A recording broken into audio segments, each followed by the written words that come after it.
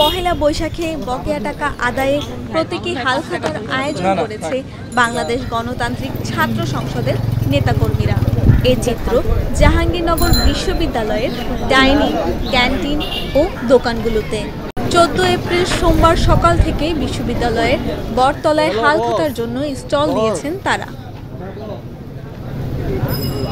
আমরা বিগত সময় দেখেছি স্বৈরাচারী আমলে ছাত্রলীগের অসংখ্য নেতাকর্মী হলের ক্যান্টিন, ডাইনিং এবং তারা বটতলার বিভিন্ন দোকানগুলোতে তারা বাকি খেয়েছে। তারা 50,000 থেকে 1 লক্ষের অধিক টাকা পরিশোধ করেনি।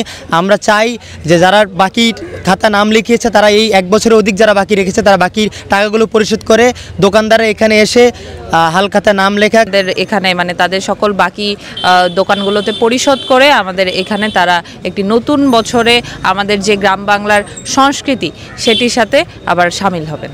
একটি সুন্দর কালচার আমরা চাই, একটি সুন্দর ব্যবস্থা থাকুক, এই জন্য আমরা হালখাতার ব্যবস্থা করেছি যে এবং কারো যদি কিছু টাকা বাকি থাকে তারা যেন নিজেদের বিবেক খাটিয়ে এসে টাকাগুলো ফেরত দেয়। আয়োজকরা বলছেন, বিগত সরকারের শাসন আমলে ছাত্রলীগের বহু নেতাকর্মী বাকি খেয়ে টাকা দেননি। দোকানদাররা তাদের সঙ্গে যোগাযোগও করতে পারেন না, তাই বাধ্য হয়ে তারা বকেয়া টাকা আদায়ের ব্যতিক্রমী এই আয়োজনের উদ্যোগ নিয়েছে।